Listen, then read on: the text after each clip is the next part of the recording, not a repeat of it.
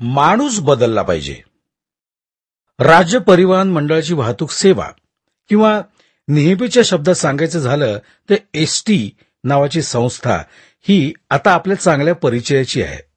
इच्छा असेल तेथे मार्ग असतो असं म्हणतात आणि जेथे जेथे मार्ग तेथे तेथे एसटी ही आहेच. या उपयुक्त संस्थेने जनतेची खूपच सेवा चालवली आहे, यात शंकाच नाहीये. आता सगळीकडे उत्तम बस स्थानक आहेत, उतरवून बसायला बाक आहेत, गाड्या सामान्यपणे वेळेवर सुटतात, वाटेत गाडी बंद पडली तर दुसऱ्या गाडीतून जाण्याची सोय होते. कॅन्टीनमध्ये चहा कॉफी नावाचे द्रव पदार्थ पाहिजे तेव्हा मिळू शकतात. हे सगळं खरं आहे, पण तरीही एसटीने लांबचा प्रवास करण्याचा प्रसंग आला तर माझ्या अंगावर काटाच उभा राहतो. बस स्थानके कितीही उत्तम बांधली असली तरी एसटीचे कर्मचारी आणि आम्ही उतरू दोघेही मिळून अगदी सहकाराच्या भावनेने ती अस्वच्छ कशी राहतील याची पूर्ण दक्षता घेत असतो.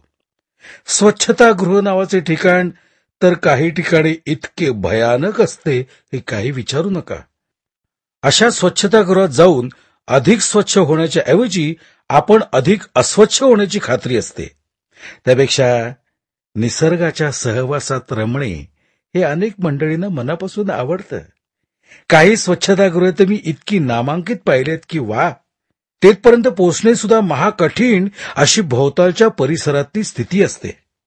स्थानकावरच्या बाकावर फार वेळ बसण्याचा प्रसंग आला तर कोणकोणते प्राणी अंगावरच्या कपाड्यातून तुमच्या बरोबर घरी येतील हे सांगता येणार नाही. काही आडमार्गावरच्या बसेसमध्ये तर प्रत्येक आसन फाटलेले आणि आतील स्पंज नावाची मळकी वस्तू बाहेर डोकावत असलेली मी अनेक वेळा बघितलेली आहे.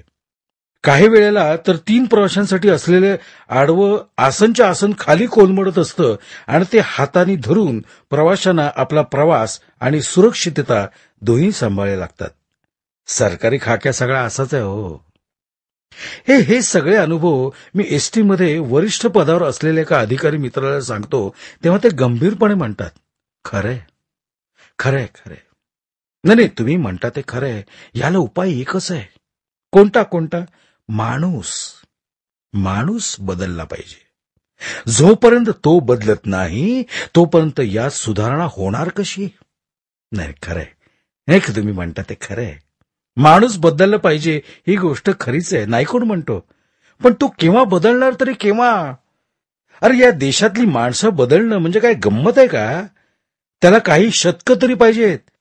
आणि सरकारी सेवेतला माणूस बदलणं ही गोष्ट तर विधात्यालाही घडवून आणणं महाकठीण.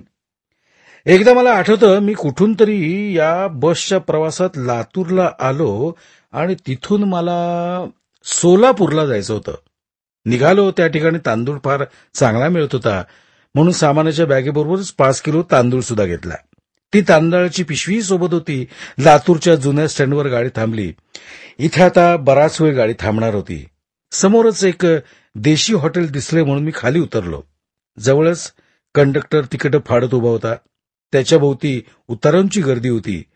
कमीत कमी 10 मिनिटं तरी निश्चित आपल्याला आहे ते पाहिलं आणि समोरच्या हॉटेलात गेलो. कॉफी मागवली. तोपर्यंत एक पत्र लिहून टाकावं म्हणून खिशातलं काढले आणि पत्र लिहित बसलो. पत्र लिहून झाले, कॉफी संपवली. समोर बघतो तर काय, गाडी निघून गेलेली. धावत धावत जाऊन मी चौकशी केली.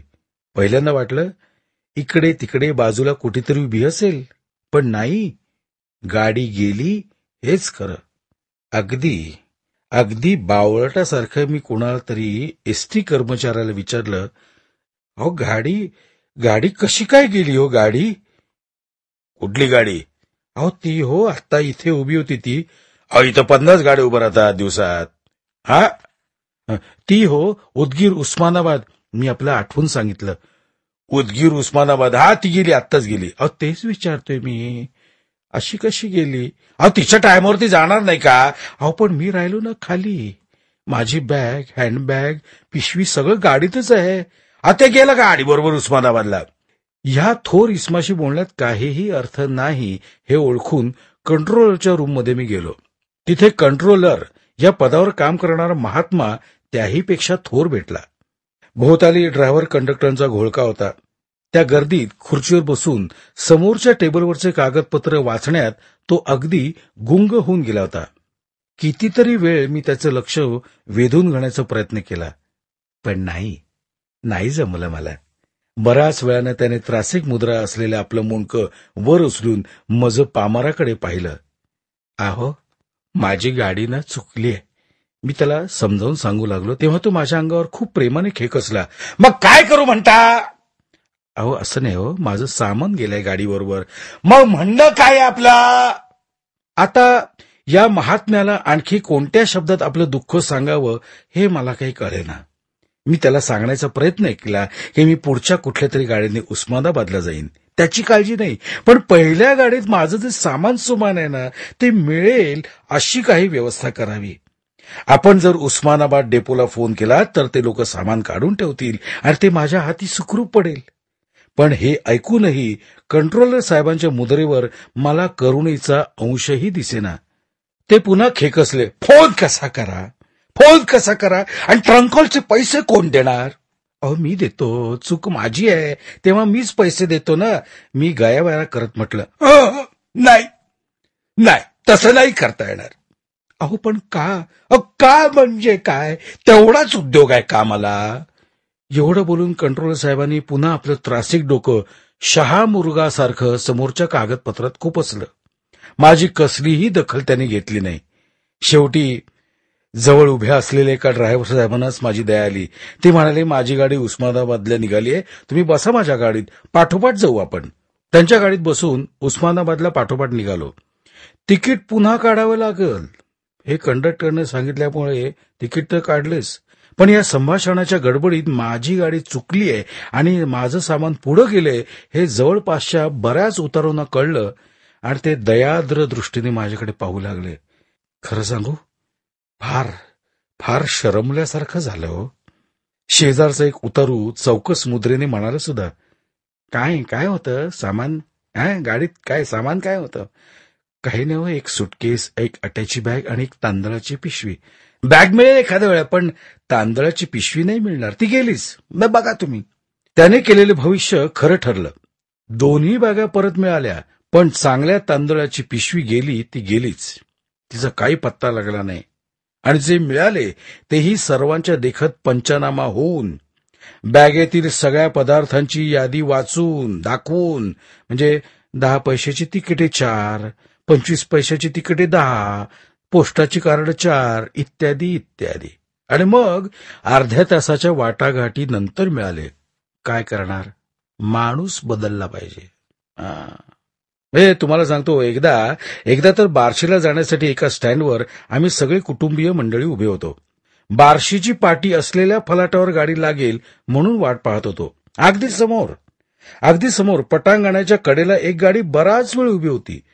थोड्या वेळ ती सुटली आणि निघूनही गेली.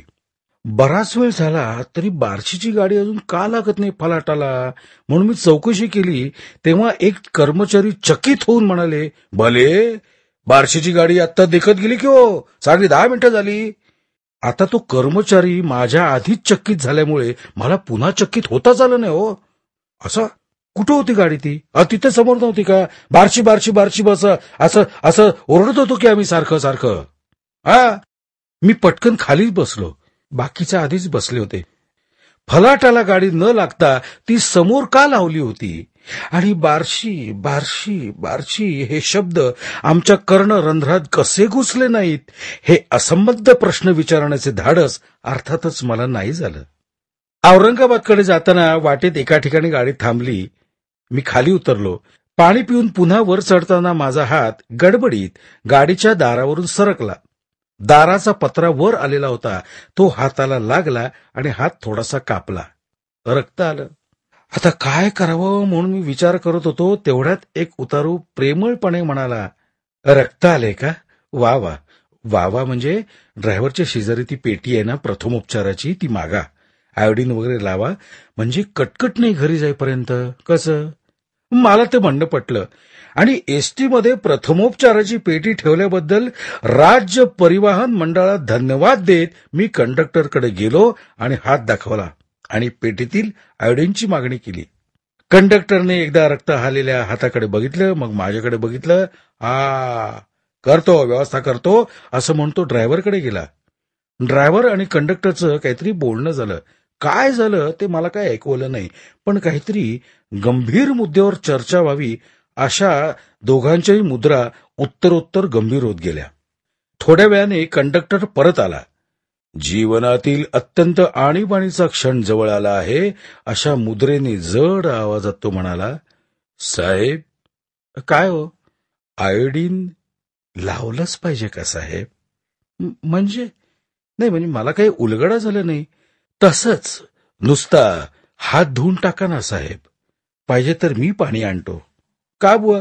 त्याचं काय साहेब, आयोडीन लावायचं ना म्हणजे ती पेटी फोडायला पाहिजे. तिला शील आहे हो, त्याला शील आहे साहेब. शील एकदा का फोडलं की लाख चौकशा. कुणी फोडलं, केव्हा फोडलं, का फोडलं, काय काय वस्तू त्या, काय खर्च झाला. अहो, आलं आलं आलं लक्षात आलं लक्षात माझ्या. एवढं बोलून मी माघार घेतली.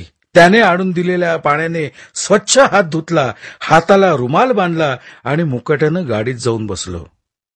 सारांश काय? माणूस बदलला पाहिजे.